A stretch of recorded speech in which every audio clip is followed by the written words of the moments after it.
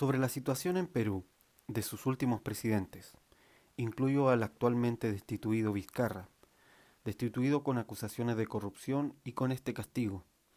Podríamos decir que la falta de políticos sin castigo no es falta de corrupción en nuestras naciones. En Perú hay corrupción, pero también hay castigo, algo que no se podría decir tal vez del resto del Cono Sur. Esto es algo a considerar, que habla de una pelea interna en el tejido de la nación por encontrar justicia. Y la Iglesia, como garante de la justicia, nuestro papel es ser la sal que impide la corrupción de nuestro entorno y en ese sentido debemos ser los primeros en observar con atención cómo se dan estos procesos en los sistemas de justicia humano. Quiero partir diciendo que sigamos orando entonces por jueces y legisladores realmente justos en América Latina. Cada vez se hace más importante considerarlos en nuestras oraciones y por lo tanto les invito a que sigamos orando como primer aspecto por este punto. Vizcarra era un pro-globalismo progresista, con una agenda LGTB y abortista explícita, con muchísimas acusaciones de corrupción desde antes de su presidencia, que es destituido por este Congreso reciente que también tiene dentro de sus miembros varios casos de corrupción en proceso. Si hay algo que parece no cambiar en América Latina es que la corrupción política es un asunto constante. Pero hay actos políticos de corrupción que pudieran parecer inofensivos o absurdos, que para el cielo implican corrupción absoluta. La justicia de Dios no opera con los parámetros del hombre.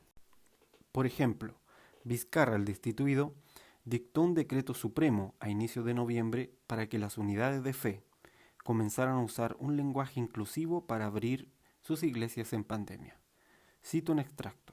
Dice que mediante un informe la Dirección de Asuntos Interconfesionales de la Dirección General de Justicia y Libertad Religiosa del Ministerio de Justicia y Derechos Humanos señala que la necesaria adaptación a una nueva convivencia social en circunstancias de pandemia incluye a las personas que forman parte de colectivos religiosos, por lo que el reinicio de actividades de las entidades religiosas debe ser previsto en el contexto del estado de emergencia y las medidas sanitarias establecidas, considerando además un lenguaje inclusivo.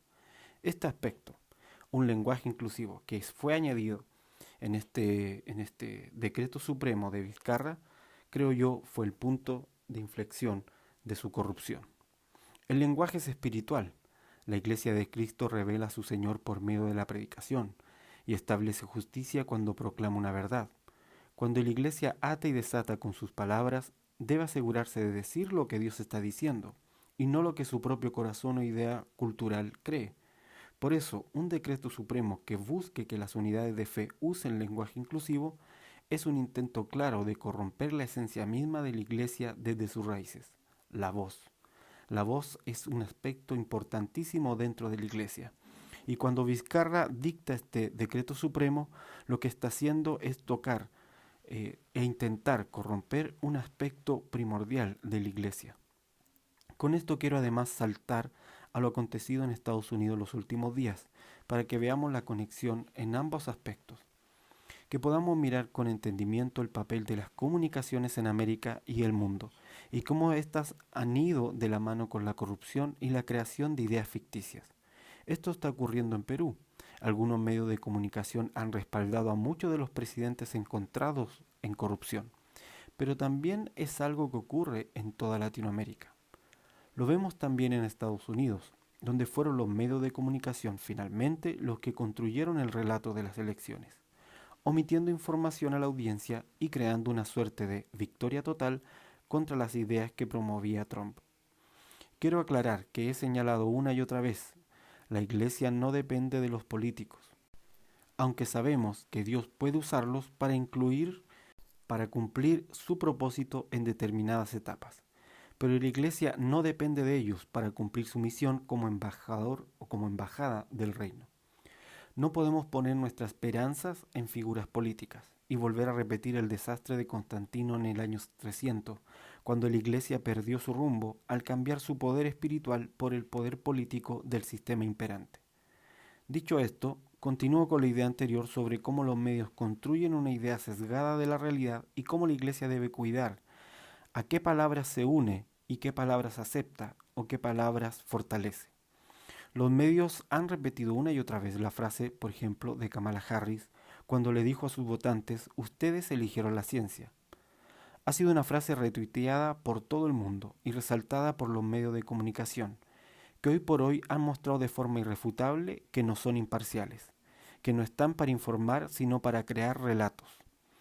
Repiten esa frase de Kamala Harris, la posible vicepresidenta electa, pero omiten que el gobierno republicano de Trump fue quien resucitó a la NASA y la carrera espacial abandonada por los antiguos gobiernos, lo que fue una inversión directa en ciencia.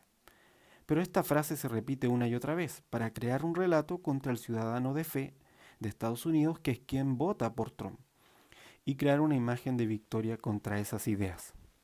Si la Iglesia escucha a los medios masivos por encima de la voz del Señor, entonces pierde la capacidad de ser la luz en medio de las tinieblas e incluso podría estar en completa desobediencia a la voz del Señor por escoger otra voz, tal cual en el inicio, en el origen, la humanidad cae por escoger otra voz que no era la voz de Dios. Entonces se une a estas luces y sombras ficticias que operan en estos sistemas.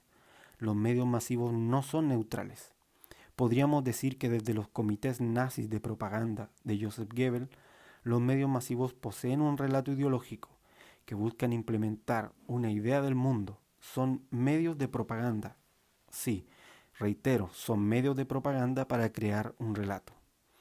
Los medios repiten una y otra vez la victoria, por ejemplo, de Joe Biden y de la agenda que representa. Pero el hecho de que los mismos chinos, por ejemplo, el archienemigo de Trump, digan que prefieren esperar el veredicto final y saber qué pasará en enero cuando termine el periodo del presidente actual, nos dice que el sistema político de Norteamérica es muy distinto a lo que el resto del mundo conoce por medio de los canales de televisión. Y que ellos lo entienden, como también el presidente mexicano, que como astuto vecino directo de Estados Unidos, tiene la prudencia de no hacer política internacional basado en la información de los medios masivos.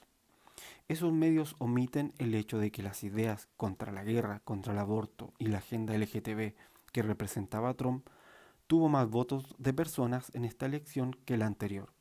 62 millones cuando fue presidente y ahora 70 millones de votos de personas. Y más votos que el mismo Obama, que había alcanzado 69 millones cuando ganó como presidente. Y que por lo mismo Estados Unidos está en una situación muy polarizada, ya que estas ideas están más vivas que nunca y me atrevo a decir que ni siquiera dependen de Trump.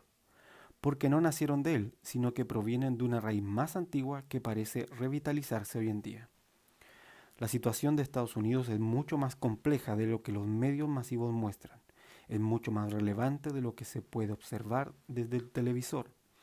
Y de ser Joe Biden confirmado como el próximo presidente, el plan del Señor seguirá en marcha sin detenimiento, buscando despertar su voz en los corazones de la Iglesia, independiente de cuál es el político de turno. Vimos también cómo las redes sociales juegan un rol activo de control del discurso y cómo los medios masivos bombardean a los espectadores con una disertación y repetición de mantras o eslóganes. Aquí quiero incluir también el papel propagandístico de las agencias de encuestas. Todas se han equivocado radicalmente en la última década y sin embargo siguen siendo citadas como una verdad irrefutable.